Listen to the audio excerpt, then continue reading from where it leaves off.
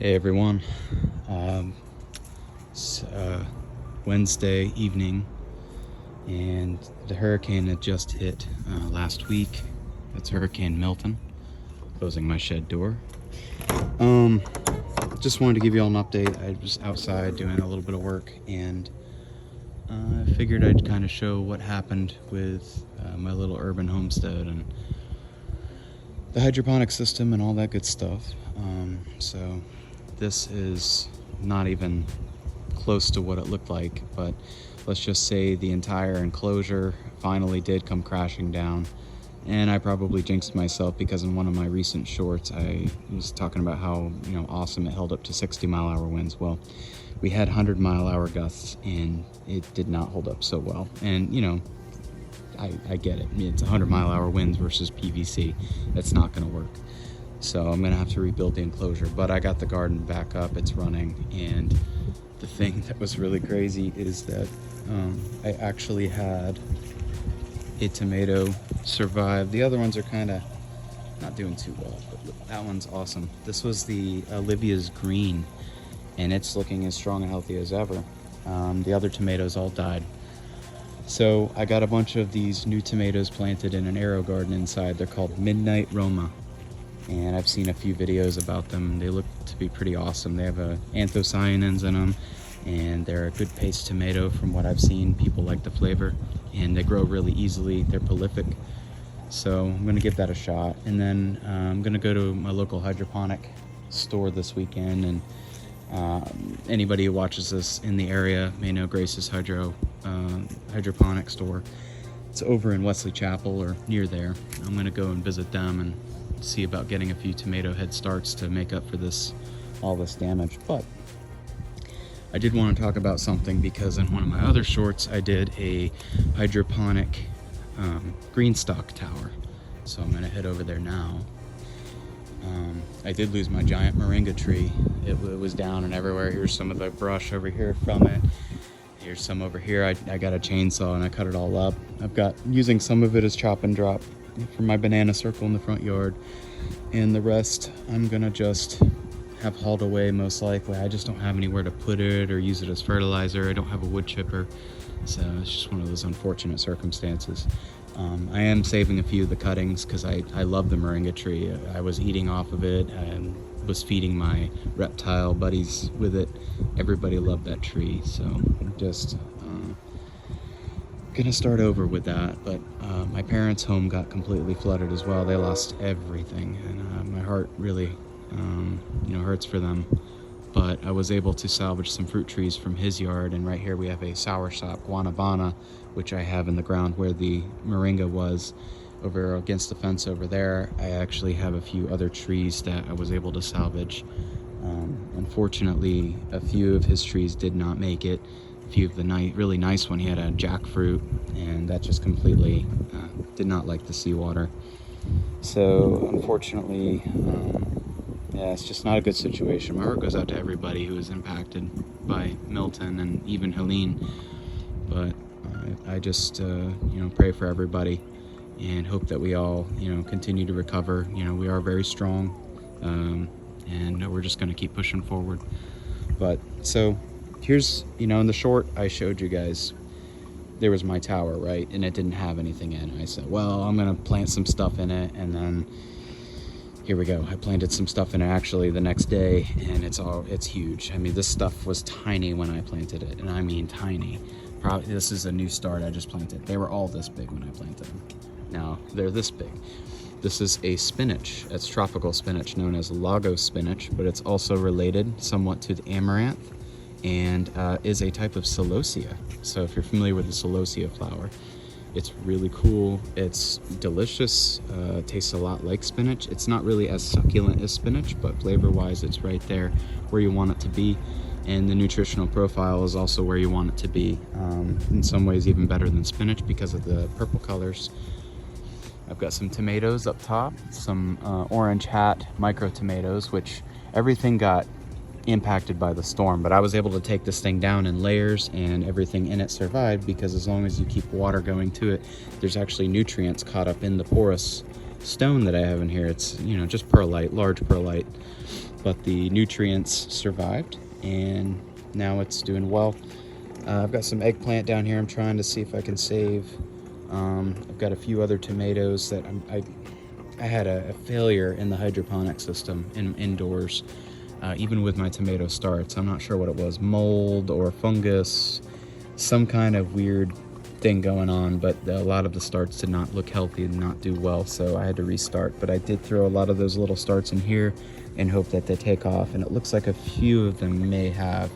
Now I apologize, the night, it's starting to get to be nighttime, but so I'm just gonna keep trying different things with this. Now down at the bottom, these tomatoes down here are actually Purple Rain. It's a dwarf tomato project tomato, and they are supposed to get maybe 3 feet tall, but they produce tomatoes as large as Cherokee Purples. They're supposed to taste similar to Cherokee Purples, so I hope that's the case. I'm going to be testing out a few different things with this system. For one, down here I have an indeterminate tomato.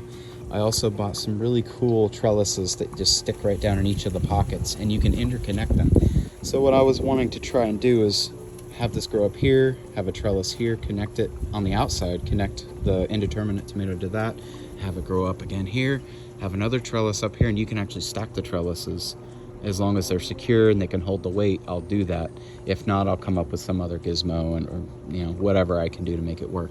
But that gives me about 5 to 6 feet of clearance for an indeterminate, which I know it's going to get a lot bigger than that. It's a sun gold tomato, and well, we know how that goes. But regardless, the system is successful. I'm very happy, very proud of that. Obviously, there's some algae growth. With any perlite, it's going to happen. The nutrients soak into the perlite takes it all up, the nutrients, and it's porous, and then it exposes it to light, and there you have algae. But it's not really taking away from any of the plants. So the water's just flowing down, constant. I have this constant flowing, cycling. And I feel like that's the best way to go about with a system like this outdoors, especially in the Florida heat. Although right now we're experiencing a nice cold front, so the windows are all open. But I was building my second system here, and I just wanted to go over it a little bit. If anybody else has GreenStalks or is interested in purchasing a GreenStalk, I am not sponsored by them, but this has been a very cool use for them in my point of view, just because I love hydroponics, and the ease of hydroponics down here in Florida makes it more appealing for me. With the intense heat, you can get away with growing a few more things at a faster rate in hydroponics versus soil. So what I did is I went to Home Depot, bought some like river rock. In every single layer you want to have river rock on the bottom. You rinse that, or you can rinse all the river rock at once in a wagon or something. You put a little bit to cover each of the bottoms, and then you put perlite on top of that up to the level it tells you, the fill level, which is right about here. And then you put your stacker on top. You always rinse the perlite on each level because it's very dusty, and I just like to keep everything as clean as possible when I put the plants in. So I've done 2 layers tonight. My wife helped me. I'll probably be doing the rest tomorrow and finishing this up, and when I finish it, I'll do another video. Whether it's a short or a full-length video, we'll figure it out, I guess, when it comes to it. I already have a few plants over there to put inside of this. I've got some oregano, which is the Greek oregano, and I also have some peppers over there. I believe they're all cayenne peppers. This tower is going to focus more so on herbs, peppers, and I'm so crazy about tomatoes. If I can squeeze a few in here, I'll probably do that as well. But otherwise, I've got these 2 guys over here as well. And my plan for those, since this is working so well, I'm gonna buy 2 more feeder tubs from Tractor Supply.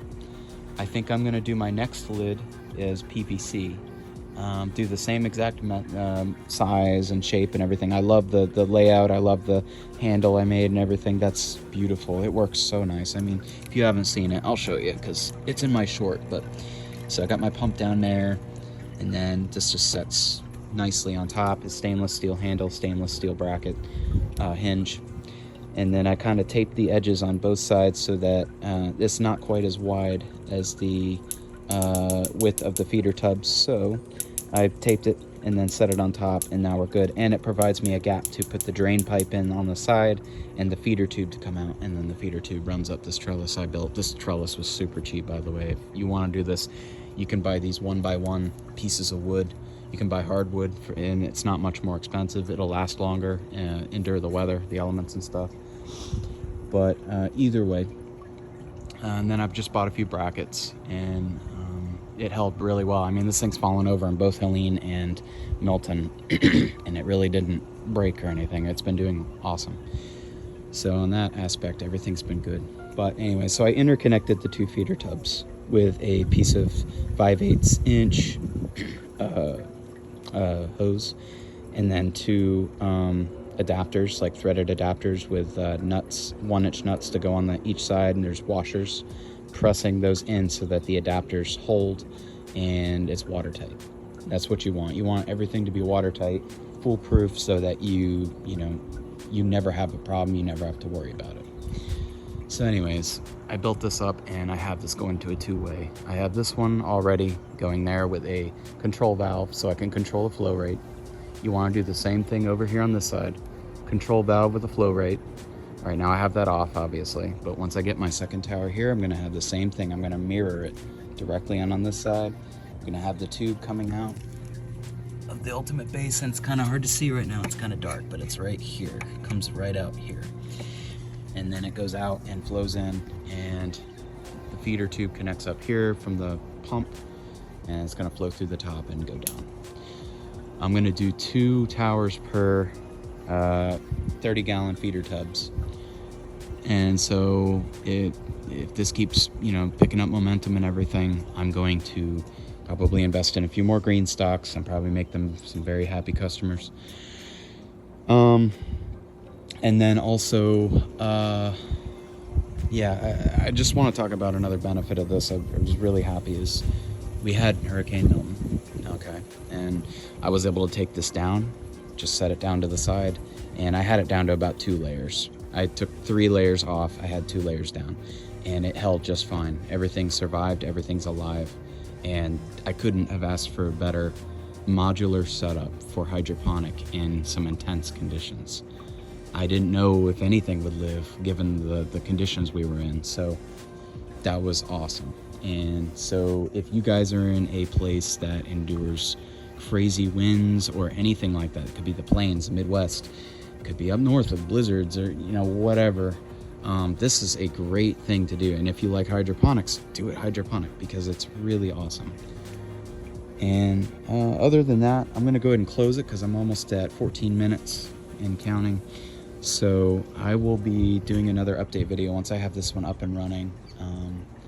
Get some more plants planted in here, and I'll just start showing progress and monitoring progress, probably with some shorts. But thank you everybody for watching.